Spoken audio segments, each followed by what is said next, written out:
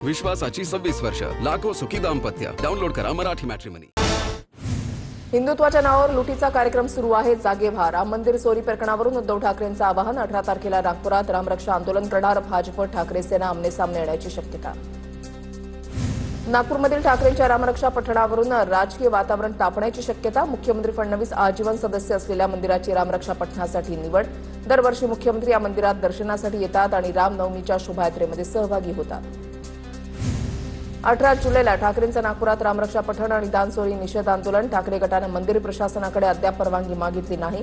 राम मंदिर ट्रस्टचे अध्यक्ष रवी वाघमारेंची माहिती. तर मंदिर कोणा पक्षाचं नाही, राम तो सबका है, सुधीर मुनगंटीवारांचं वक्तव्य.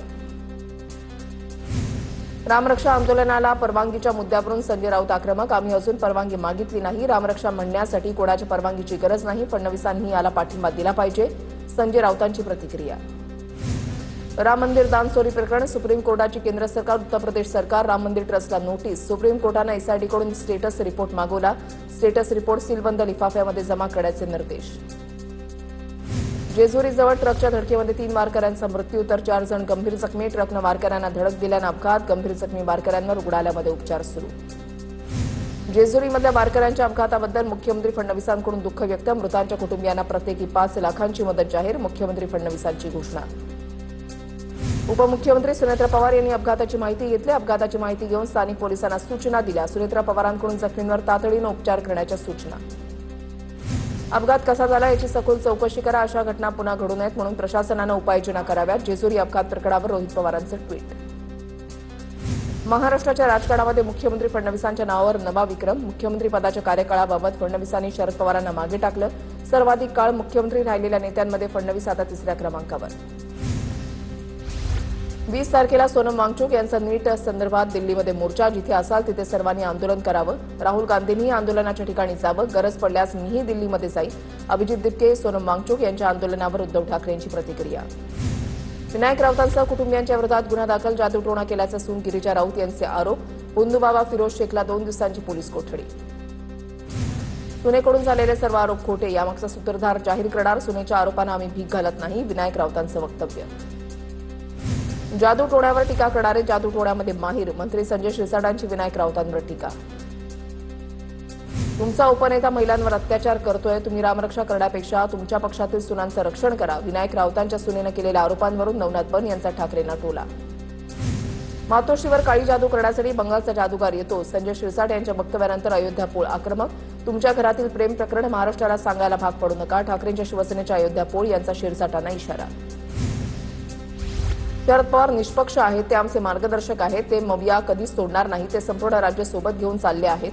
शरद पवारांनी एनडीएचं कौतुक केल्यानंतर संजय राऊतांची प्रतिक्रिया. ठाकरेंच्या शिवसेनेला सोडून शरद पवार पुढे चालले. महाविकास आघाडीमध्ये ठाकरेंचा पक्ष एकटा पडलाय. नवनाथ बन यांचा राऊतांवर निशाणा. 92 लाख महिलांची नावं लाडकी बहीण योजनेमधून वगळली. सुमारे 38% महिलांची नावं लाडकी बहीण योजनेमधून कमी. बीड जिल्ह्यातून सर्वाधिक 28 लाख महिलांना वगळलं. तपासादरम्यान 14,000 पुरुषांनी योजनेचा लाभ घेण्याचा प्रयत्न केल्याचं उघड. आता अटी लावून लाडक्या बहिणींना वगळलं जात आहे. कर्जमाफीतून लाखो शेतकऱ्यांना वगळण्याचा सरकारचा डाव. विजय वडेट्टीवारांचा आरोप. शेतकऱ्यांना वगळायचं असेल मग कर्जमाफी कशाला देता, वडेट्टीवारांचा सवाल. लाडकी बहीण योजनेमधून कर भरणाऱ्या महिला आणि पुरुष लाभार्थी वगळले. लाडकी बहीण योजना सुरू केल्यावर तिजोरीवर ताण येणार याची कल्पना होती. लाडकी बहीण योजना बंद होणार नाही. मंत्री संजय शिरसाटांची प्रतिक्रिया. उपमुख्यमंत्री एकनाथ शिंदेंचा गोव्यामध्ये स्थानिक मच्छीमार बांधवांशी संवाद. गोव्यामध्ये मुंबई, पुणे आणि बंगळुरूमधील पर्यटकांमुळे स्थानिकांना चांगल्या संधी. महाराष्ट्र कर्नाटकातील पर्यटक गोव्यामध्ये येत असल्यामुळे पर्यटनाला चांगले दिवस. स्थानिक व्यावसायिकांकडून शिंदेंना माहिती. मुंबईच्या पायधुनी परिसरामध्ये 7 वर्ष मुलीवर लैंगिक अत्याचार. आरोपी वॉचमन पोलिसांच्या ताब्यात. संतप्त नागरिकांकडून पायधुनी पोलीस ठाण्याच्या बाहेर गर्दी. आरोपीवर कठोर कारवाईसाठी नागरिकांकडून रास्ता रोको. सर्वच खटल्यामध्ये नसरापूरप्रमाणे तातडीनं न्याय का मिळत नाही. आरोपींना कायद्याचा धाक राहिला नाही. शक्ती कायद्यासारख्या कायदा तातडीनं लागू करणं आवश्यक. मुंबईच्या पायधुनीमधल्या घटनेवरून रोहित पवारांचं ट्विट. डोंबिवलीच्या शास्त्रीनगर रुग्णालयामधील डॉक्टर मारहाण प्रकरणावरून डोंबिवलीमध्ये मनसे भाजपा आमने-सामने. मारहाण करणारा रमेश म्हात्रे आमच्याच परिवारातला, त्याला समज देणार. मनसेच्या आरोपानंतर भाजपचे जिल्हाध्यक्ष नंदू परब आक्रमक. हिंगोलीचे फुटीर खासदार नागेश पाटील आष्टीकरांना शिवसैनिकाचा फोन. पक्षांतर का केलं असं म्हणत शिवसैनिकांना आष्टीकरांना जाब विचारला. तुम्ही पुन्हा निवडून येणार नाही, शिवसैनिकांनी आष्टीकरांना सुनावलं. मुंबई शहरामध्ये घर द्या. उपमहापौर संजय घाडींचं पालिका आयुक्त अश्विनी भिडेंना पत्र. दहिसरहून येताना ट्रॅफिकचा त्रास होत असल्याचा पत्रामध्ये उल्लेख. भायखळ्यामध्ये अतिरिक्त आयुक्तांच्या रिक्त बंगल्यासाठी घाडींचे प्रयत्न. फलटण एसटी डेपोला परिवहन मंत्र्यांची अचानक भेट. 6 महिन्यामध्ये पीपीपी तत्वावर फलटण एसटी डेपोचा होणार विकास. डेपोमधील आरटीओच्या स्क्रॅप गाड्या 20 तारखेपर्यंत तातडीनं हटवण्याच्या सूचना. जालन्यामध्ये विकास कामावरून आजी-माजी आमदारांमध्ये जुंपली. भीम पार्कला माजी आमदाराचा विरोध. अर्जुन खोतकरांचा आरोप. तर जे झालं नाही त्याचं खापर माझ्या डोक्यावर फोडण्याचा प्रयत्न. कैलास गोरंट्याल यांचं प्रत्युत्तर. कुठल्याही शेतकऱ्यांची कर्जमाफी झाली नाही तरी देखील सरकारकडून कर्जमाफीची जाहिरातबाजी. काँग्रेस खासदार बळवंत वानखडे यांची टीका. भुसावळच्या दीपकनगरमधील थर्मल स्टेशनमध्ये कोट्यवधींचा घोटाळा. खडसेंचा आरोप. सरकारनं चौकशी करावी. एकनाथ खडसेंची मागणी. गोंदिया जिल्ह्यामध्ये काँग्रेसला मोठा राजकीय धक्का बसण्याची शक्यता. जिल्हा परिषद सदस्य संदीप भाटिया यांच्यासह काही पदाधिकाऱ्यांच्या भाजपमध्ये प्रवेशाच्या चर्चा असून अधिकृत घोषणा अद्याप झालेली नाही. गोंदियाच्या बेर्डीपार आणि खुर्शीपारमधील कार्यकर्त्यांचा अजित पवारांच्या राष्ट्रवादीमध्ये प्रवेश. नेते प्रफुल्ल पटेलांच्या उपस्थितीमध्ये हा पक्षप्रवेश सोहळा पार पडला. चंद्रपुरात काँग्रेसकडून राम मंदिर देणगी चोरी विरोधात अंचलेश्वर महादेव मंदिरामध्ये आंदोलन. खासदार प्रतिभा धानोरकर आणि माजी आमदार सुभाष धोटे आंदोलनामध्ये सहभागी. रायगडच्या पेण नगर परिषदेच्या सफाई कामगारांचं काम बंद आंदोलन. घंटागाडी आणि सफाई कामगारांकडून प्रलंबित मागण्यांसाठी काम बंद. न्याय मिळेपर्यंत आंदोलन सुरूच राहणार असल्याचा इशारा. अहिल्यानगरच्या श्रीरामपूरमध्ये वाढत्या गुन्हेगारीच्या विरोधात नागरिक आक्रमक. सलग दुसऱ्या दिवशी श्रीरामपूर शहर कडकडीत बंद. बेमुदत शहर बंदला मोठा प्रतिसाद. शनिवारी भर दुपारी एका युवा हॉटेल व्यावसायिकाच्या हत्येनंतर सर्वपक्षीय एकवटले. नालासोपारामध्ये नगरसेविका प्रज्ञा पाटलांना नागरिकांचा घेराव. गो बॅकच्या घोषणा. अतिवृष्टीनंतर विद्युत ट्रान्सफॉर्मर बसवण्याच्या श्रेयवादावरून नागरिक संतप्त. भंडाऱ्याच्या बावनथडी प्रकल्पातील जलसमाधी आंदोलन प्रकरणी 9 जणांवर पोलिसांकडून गुन्हे दाखल. जमावबंदी आदेशाचं उल्लंघन आणि घोषणाबाजी केल्याचा त्यांच्यावर आरोप. नागपूरच्या राष्ट्रविधी विद्यापीठामध्ये रॅगिंग प्रकरणामध्ये 4 विद्यार्थ्यांच्या अटकेनंतर आंदोलन पेटलं. अंतर्गत चौकशी न करता थेट पोलिसात तक्रार केल्याचा आरोप. विद्यार्थ्यांकडून निषेध व्यक्त. धावत्या मेमू लोकलमधून महिलेला धक्का देत हत्या. गोंदिया जिल्ह्यातील गणखैरा इथल्या रेल्वे स्थानक परिसरामध्ये घटना. छत्तीसगड राज्यामधील आरोपीला पोलिसांनी केली अटक. अहिल्यानगरच्या श्रीगोंदा तालुक्यामध्ये एकावर तलवारीनं हल्ला करत हाताचे पंजे तोडल्याची गंभीर घटना. विक्रम दांगेला पोलिसांकडून अटक तर आरोपी फरार. जुन्या वादातून हल्ला केल्याची माहिती. अधिक तपास सुरू.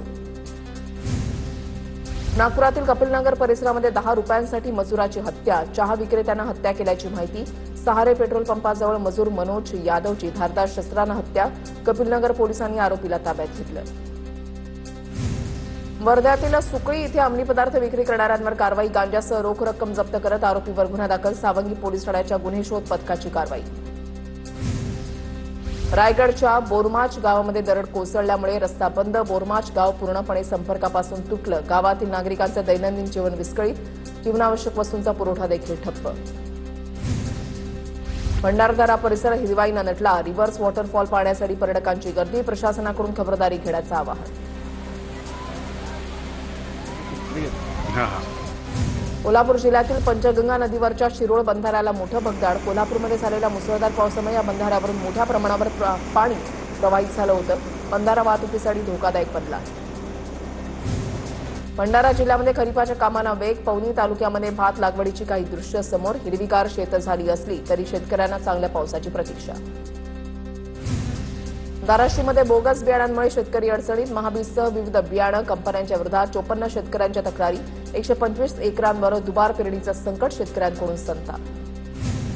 वर्ध्यामध्ये पावसानं दडी मारल्यानं शेतकऱ्यांची काळजी वाढली. 5 ते 6 दिवसांपासून पाऊस नसल्यानं पिकांची वाढ खुंटली. उत्पादनावर परिणाम होण्याची शक्यता. गेल्या 8 दिवसांपासून वाशिममध्ये पावसाची दडी. पिकं वाचवण्यासाठी शेतकऱ्यांची धडपड. खरीपाच्या 90% पेरण्या पूर्ण. पेरणी केलेल्या पिकांना पावसाची प्रतीक्षा. माण तालुक्यामध्ये जुलै महिन्यातही भीषण दुष्काळ परिस्थिती. पिकं करपल्यामुळे 3ही जलवाहिन्यांचं पाणी सोडण्याची शेतकऱ्यांची मागणी. माण नदीचं पात्र देखील कोरडं पडलं. पालघरमध्ये भात लावणीच्या कामांना वेग. जिल्ह्यामध्ये तब्बल 76,000 हेक्टर क्षेत्रावर भात पिकाची लागवड. यंदा चांगल्या उत्पादनाची शेतकऱ्यांना आशा. नाशिकमध्ये झालेल्या मुसळधार पावसानं शेतकऱ्यांच्या पिकांवर मोठा परिणाम. भाजीपाल्यांसह फळभाज्यांच्या दरामध्ये मोठी वाढ. आवक घटल्यानं मागणीतही वाढ. परभणी जिल्ह्यामध्ये पावसाचा खंड. पीक वाचवण्यासाठी शेतकऱ्यांची धडपड. सुकत असलेल्या सोयाबीनच्या पिकाला स्प्रिंकलरच्या साहाय्यानं पाणी देण्याची वेळ. सोलापूर जिल्ह्यामध्ये पावसाअभावी जिल्ह्यामध्ये केवळ 21% पेरण्या पूर्ण, पिकं करपू लागल्याने शेतकरी चिंतेत, जनावरांसाठी पाणी विकत आणण्याची शेतकऱ्यांवर वेळ. अंबाजोगाईमध्ये शेतकऱ्यांवर दुबार पेरणीचं संकट, तालुक्यामध्ये आतापर्यंत 49% पाऊस पडला. गेल्या 15 दिवसांपासून पाऊस नसल्यामुळे सोयाबीनचं पीक उन्हामुळे सुकू लागलं. जळगावच्या मुक्ताईनगर तालुक्यामध्ये 15,000 हेक्टरवर कपाशीची लागवड, गत वर्षाच्या तुलनेमध्ये लागवडीमध्ये मोठी घट, 50% लागवड घटल्याचं चित्र. नाशिक जिल्ह्यामध्ये पावसाची दडी, दुबार पेरणीच्या संकटानं शेतकरी चिंतेत. येत्या 7 ते 8 दिवसामध्ये पाऊस न झाल्यास दुबार पेरणीची शक्यता, शेतकऱ्यांवर दुबार पेरणीचं संकट कोसळण्याची भीती व्यक्त. जळगावच्या नशिराबाद परिसरामध्ये शेतकऱ्यांकडून दुबार पेरणी, पहिल्या पेरणीनंतर अपेक्षित पाऊस न झाल्यामुळे बळीराजाकडून दुबार पेरणी, पावसानं पाठ फिरवल्यामुळे शेतकरी पुन्हा संकटात. धुळे जिल्ह्यामध्ये पावसानं पाठ फिरवली, वाढलेल्या तापमानानं कोवळी पिकं धोक्यात, शेतकऱ्यांना चांगल्या पावसाची प्रतीक्षा. वाशिमच्या रिसोड तालुक्यामधल्या येवता पारडी परिसरामध्ये नीलगाईंचा वावर वाढला, संत्रा सोयाबीनचं मोठ्या प्रमाणात नुकसान, वन विभागानं उपाययोजना करण्याची शेतकऱ्यांची मागणी.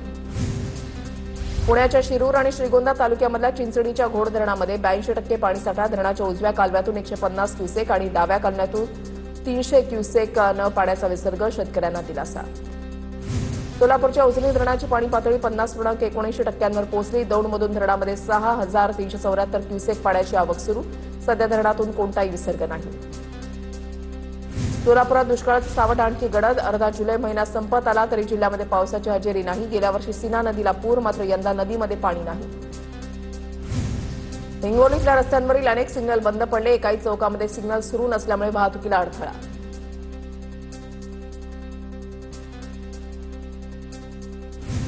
विश्वासाची 26 वर्ष, लाखो सुखी दाम्पत्य. डाउनलोड करा मराठी मॅट्रिमनी.